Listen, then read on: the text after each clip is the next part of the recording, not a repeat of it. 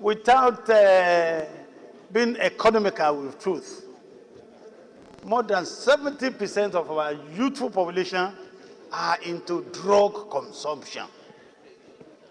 And from my own little discussion in my constituency, I discovered that the issue goes beyond NDLEA.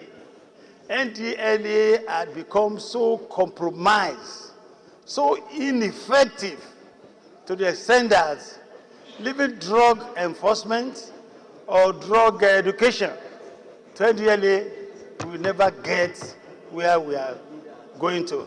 After a heated debate, the bill scaled second reading after a voice vote coordinated by the Deputy President of the Senate, Jibrin Barrow, and referred to the Committee on Drugs and Narcotics to report back in 4 weeks. Be ready, second time, please say aye. Aye.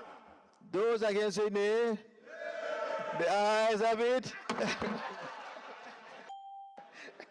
A bill to establish the National Institute for Drug Awareness and Rehabilitation to coordinate efforts in promoting drug awareness, preventing substance abuse, and facilitating rehabilitation of drug users, and for related matters, 2024 second reading taken. Let me, because it's something that is really into the fabrics of our youths, fabrics of our society. And the NDLEA, I must say, has been doing very well. Since the takeover or the leadership of the current chairman is brought into that organization, that agency, the agency has been doing very well. We need to commend them for that. Because once someone is doing well, as a leader, as a chairman, he needs to be commended so that he can do more. The House of Representatives have called on ministries, departments and agencies to implement the Discrimination Against Persons with Disabilities Prohibition Act 2018 or face the consequences of their actions. This was disclosed in Abuja during a public hearing over the non-implementation of Persons with Disabilities Act by ministries, departments and agencies and other public buildings organized by the House Committee on Disability Matters.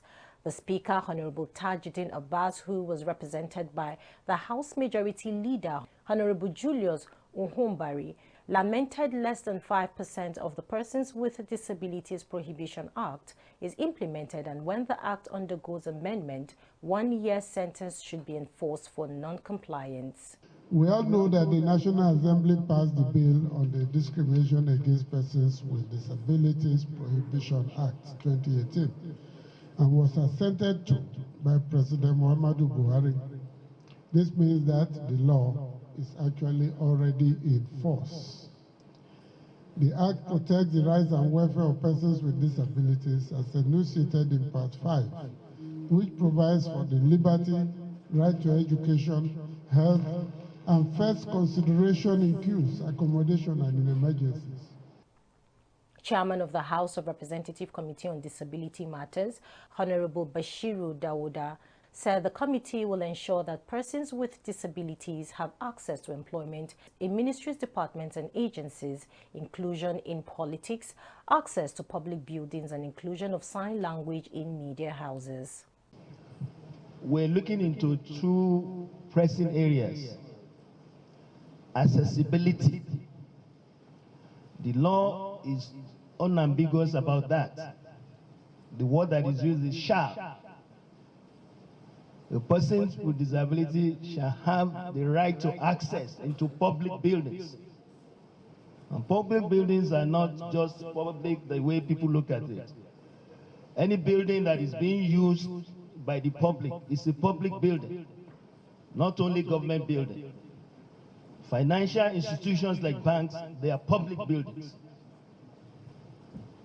So that we can get that when we are having our interventions in your discussion. Sanctions. The Act also provides for sanctions.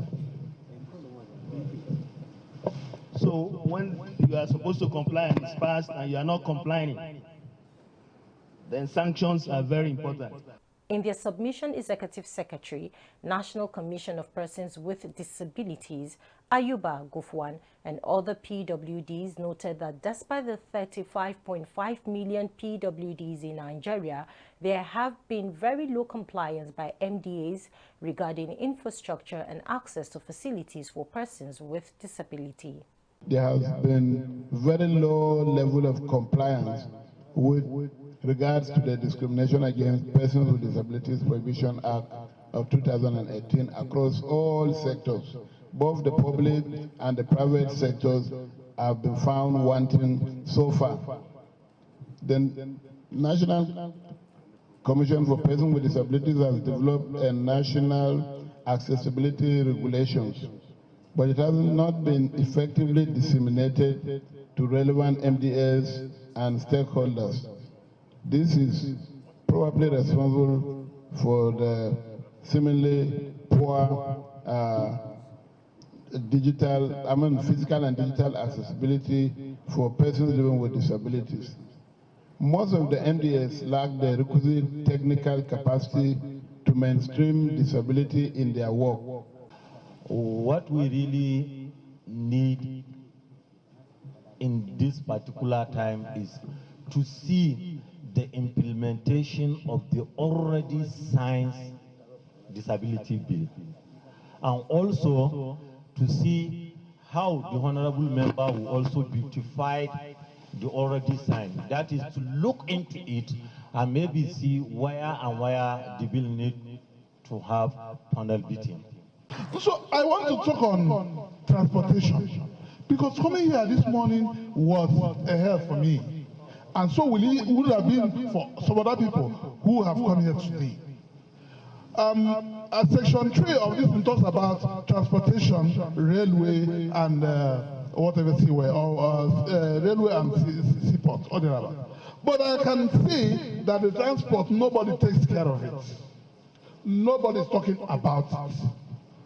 Now to political matters, Governor Lucky Aiyedatiwa and his deputy Olayide Adelami has led chieftains of the All Progressive Congress APC to the flag-off of the Northern Senatorial District leg of the party's gubernatorial campaign at Ikare Akoko.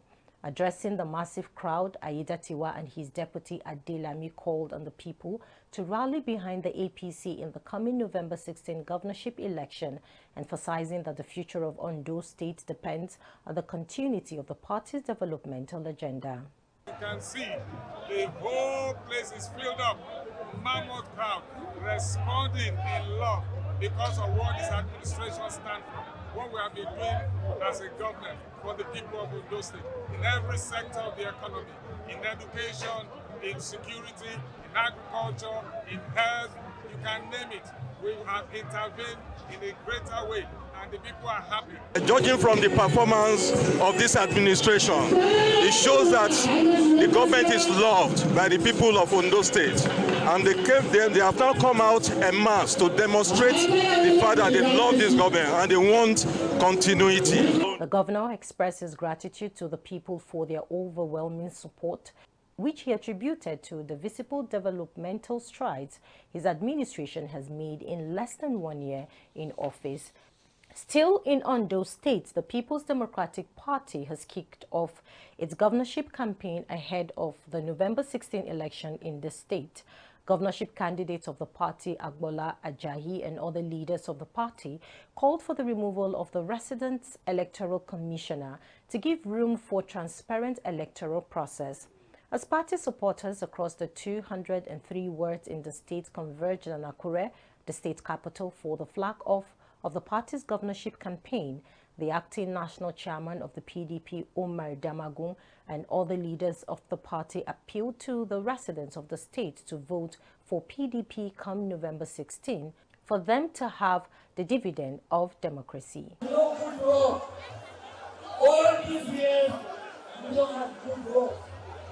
They have brought anger. Opportunity have come to you once again. To change the race, to change anger, to change power and insecurity. Agbola Ajayi is the way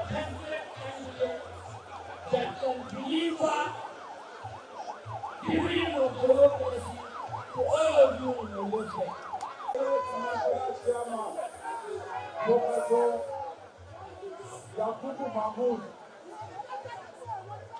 You must remove the resident electoral commissioner in Ondo State. We will protest until she is removed. Bring another rep that will be fair, that will allow a level playing field. The PDP is here for progress in Ondo State. Our candidate, Agbola, is a person now. Everybody say Agbo! Our governor of the start with the state. The electoral commissioner of Ondo State, Mr. Agbola, must leave Ondo State to take every place down on this election. The war was going in Ondo State. Our first in Ondo State, she can never be fair in this election. You know what anything in Ondo State, Agbola must leave. In Rivers State, the State Assembly has declared pro-Fubara lawmaker seat vacant and has decided to write to the Independent Electoral Commission, INEC, to conduct elections for the vacant seats within 90 days. The Rivers State House of Assembly, led by Martin Amiwuli, has declared the seat of Edison Ehi, the Chief of Staff of Governor Similayi Fubara, and 3 other pro-Fubara lawmakers vacant following their absence from sittings for 152 days. The declaration followed a motion by the leader of the House, Major Jack, when presenting the appeal court judgment, which affirmed the speakership of Martin Amiwuli. Powered by Section 1092 of the 1999 Constitution as altered to give effect to Section 1091 of the Constitution and declare their seats vacant in following satisfactory evidences of their willful absence from meetings to sitting of the House for 96 out of 177 legislative sittings to meetings in the first section and 56 out of the 56 legislative sittings to meeting in the second section of the 10th Assembly. The affected members are Edison Ehi, currently Chief of Staff Government House, Victor Okojumbo, current factional Speaker of the Assembly, Adolphus Timothy Oriebemiga, and Sokari Goodboy Sokari, representing Ahoada East 2, Boni, Opobo Nkoro, and Ahoada West constituency, respectively. The House debates these with different lawmakers aligning with the motion, and 3 separate votes are taken on the vacancy declaration, while the Speaker resolved to write INEC to conduct elections to fill the vacancies. The House of Assembly was created by the Constitution, and all of our activities and functions are as dictated by the Constitution. And so, if the Constitution has said that if a member is absent for 1/3 of our total sittings, Mr. Speaker, we have no choice but to abide by the spirit and letter of the Constitution, the Federal Republic of Nigeria, 1999, as altered. That is why, Mr. Speaker, I add my voice to the motion, and of course add my voice to what the Deputy Speaker has said. I totally align myself with this motion. Thank you, Mr. Speaker. Their seats are here vacant.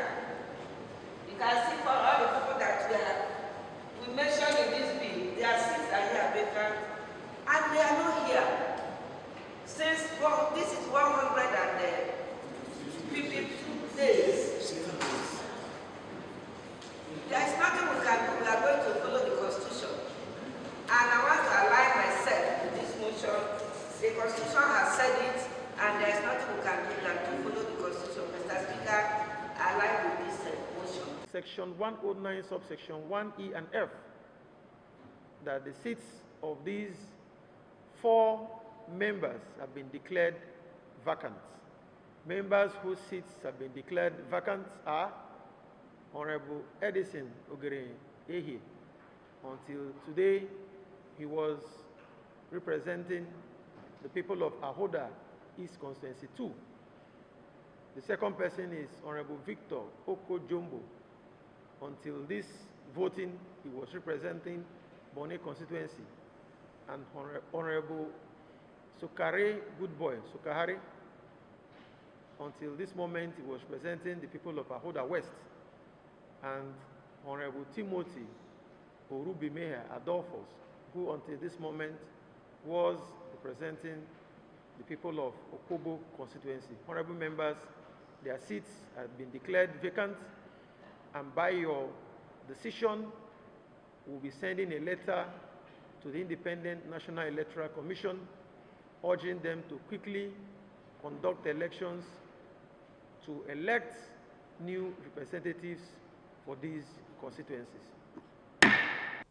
The House also agreed to give Governor Fubara another opportunity to present the 2024 Appropriations Bill following the nullification by the Appeal Court of the 800 billion bill. We are representatives of our people. We love our state, Rivers State. We want peace in this state.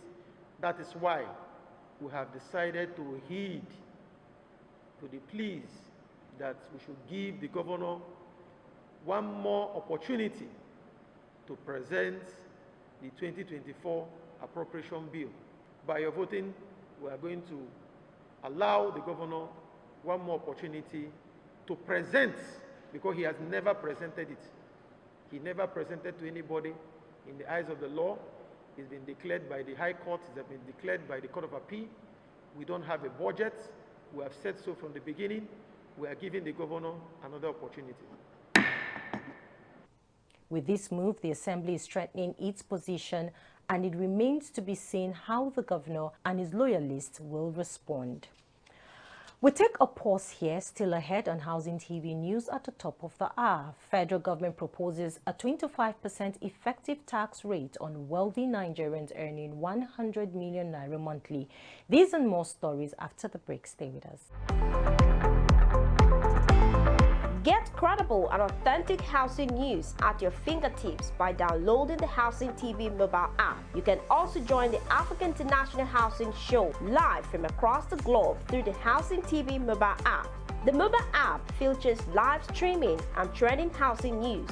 You can locate the AIHS venue via the app, network with AIHS seasoned speakers, and live chat with exhibitors.